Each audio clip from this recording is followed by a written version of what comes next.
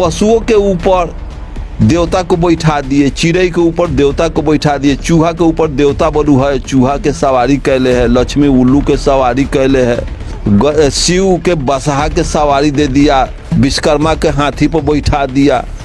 ये हेलीकॉप्टर अब मारुति पर क्यों नहीं बैठाया, मोटरसाइकिल पर क्यों नहीं बैठाया? ये तो हो सकता था, क्योंकि इनके पास तो उसका आकृति, उसका तो स्ट्रक्चर और उसका दिमाग में नक्शा भी नहीं था कि ऐसा मोटरसाइकिल होगा तो चलेगा, मोटरसाइकिल डीजल कहाँ से आएगा। ये तो उनके दिमाग से, ब्राह्मणों के दिमाग में बात ही नहीं। बताइए कि पार्वती पहाड़ की बेटी, लक्ष्मी समुद्र के बेटी, मछोदरी मछली के पेट से, श्रृंगी ऋषि हरनी के पेट से, गौतम ऋषि गाय के पेट से, द्रोणाचार्य दोना से, अगस्त ऋषि घोइला से। ये तो क्या काल्पनिक उड़ान है।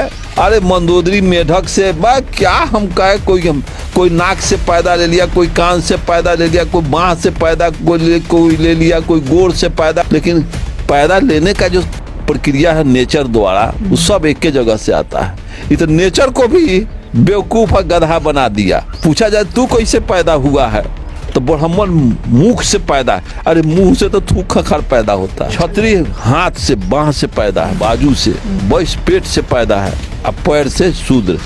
यहाँ के कोयरी कुम्हार, कानू करवार, चमार साथ गोड़ से पैदा भेल।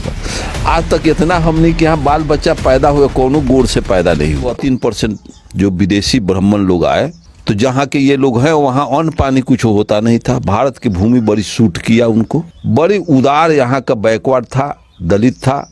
उस समय यहाँ वन व्यवस्था नहीं थी, प्रकृति आधारित खेती थी। प्रकृति इतना संपदा यहाँ दिया था कि बड़ी आराम से लोग अपना जीवन बसर कर लेते थे, फल फूल खा करके। हर तरफ यहाँ फसल हरियाली ही हरियाली थी।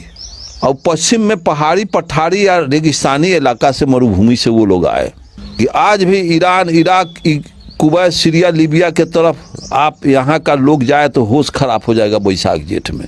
लेकिन यहाँ का वातावरण कितना आराम का रहता है। वही के ये लोग हैं। और यहाँ आए तो कहे कि इतना बड़ा तादाद, इतना बड़ा, तो हम लोगों का कोई धंधा व्यवसाय होना चाहिए जो आराम का हो, बिना कमाए हुए। तो ये देवी देवता जात पात की रचना इन लोगों ने किया और मनगढ़ंत देवी देवता बनाया। जैसे राजा रवि पेंटर केरल का, वो एक पेंट किया, गणेश का चित्र बनाया और दुर्गा का चित्र बनाया, एक आदमी में 10 गो हाथ लगाया। और वही राजा रामा पेंटर एक आदमी के धड़ पर हाथी के मूड़ी फिट किया और उसका सवारी चूहा दे दिया। वो बेचारा पेंट अपना कला का प्रदर्शन किया और वो तो ब्राह्मणों को मिल गया बेहतर हथियार और उसको देवता में कन्वर्ट करा दिया। उस चित्र के आधार पर ये मूर्ति बना दिया और उसका पूजा शुरू किया।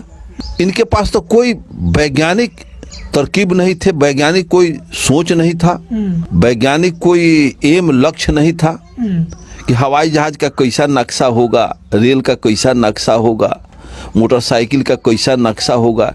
इनके तो दिमाग में ये बात थी नहीं। तो ये आदमी के ऊपर, पशुओं के ऊपर देवता को बैठा दिए, चिड़ै के ऊपर देवता को बैठा दिए, चूहा के ऊपर देवता बलू है, चूहा के सवारी कैले है, लक्ष्मी उल्लू के सवारी कैले है, शिव के बसहा के सवारी दे दिया, विश्वकर्मा के हाथी पर बैठा दिया। ये हेलीकॉप्टर अब मारुति पर क्यों नहीं बैठाया, मोटरसाइकिल पर क्यों नहीं बैठाया? ये तो हो सकता था, क्योंकि इनके पास तो उसका आकृति, उसका तो स्ट्रक्चर और उसका दिमाग में नक्शा भी नहीं था कि ऐसा मोटरसाइकिल होगा तो चलेगा, मोटरसाइकिल डीजल कहाँ से आएगा। ये तो उनके दिमाग से, ब्राह्मणों के दिमाग में बात ही नहीं। बताइए कि पार्वती पहाड़ की बेटी, लक्ष्मी समुद्र के बेटी, मछोदरी मछली के पेट से, श्रृंगी ऋषि हरनी के पेट से, गौतम ऋषि गाय के पेट से, द्रोणाचार्य दोना से, अगस्त ऋषि घोइला से। ये तो क्या काल्पनिक उड़ान है। अरे मंदोदरी मेढक से क्या हम कहे, कोई नाक से पैदा ले लिया, कोई कान से पैदा ले लिया, कोई बाँह से पैदा कोई ले लिया, कोई गोड़ से पैदा। लेकिन पैदा लेने का जो प्रक्रिया है नेचर द्वारा, वो सब एक के जगह से आता है। ये तो नेचर को भी बेवकूफ और गधा बना दिया। पूछा जाए तू कैसे पैदा हुआ है, तो ब्राह्मण मुख से पैदा है। अरे मुंह से तो थूक खखर पैदा होता है। क्षत्रिय हाथ से, बाँह से पैदा है, बाजू से, वैश्य पेट से पैदा है, अब पैर से शूद्र। यहाँ के कोयरी कुम्हार, कानू करवार, चमार साथ गोड़ से पैदा भेल।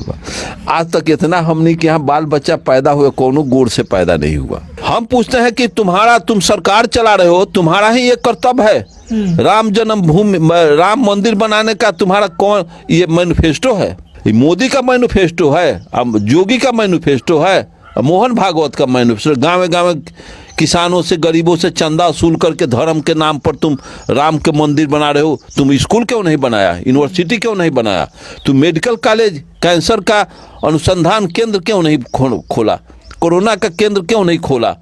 वहाँ बेहतर इंडस्ट्री क्यों नहीं बनाया? मंदिर बना रहा है सरकार होकर के, और कल मुसलमान आ जाए और उसको तोड़ करके यहाँ बना दे मस्जिद और वहाँ बना दे मंदिर। कहे बौद्धिस्ट आए तो हम सबको तोड़ के हटा देंगे, और जग संग आवे तो एक को मंदिर मस्जिद सब हटा दो, इसकी कोई जरूरत नहीं है। यहाँ मुर्गी फार्म खोल दो, सुअर फार्म खोल दो, गाय फार्म खोल दो। हमको उत्पादन से देश कल्याण होगा, मंदिर के पूजा से कल्याण देश का नहीं होगा। गरीबी खत्म होगी कल कारखाना लगाने से, कृषि को डेवलप करने से। राम के मंदिर में जितना कैपिटल लग रहा है उतना बिहार में 100 चीनी मिल बन जाता। 100 चीनी मिल में 4 लाख 5 लाख नौजवान हमारा एंगेज होता। ये क्यों नहीं किया? ईमानदार अगर मुख्यमंत्री या प्राइम मिनिस्टर होता तो दीप जलाने जा रहे हो, प्रदूषण कर रहे हो और घी जला रहे हो, खाद्य पदार्थ जला रहे हो।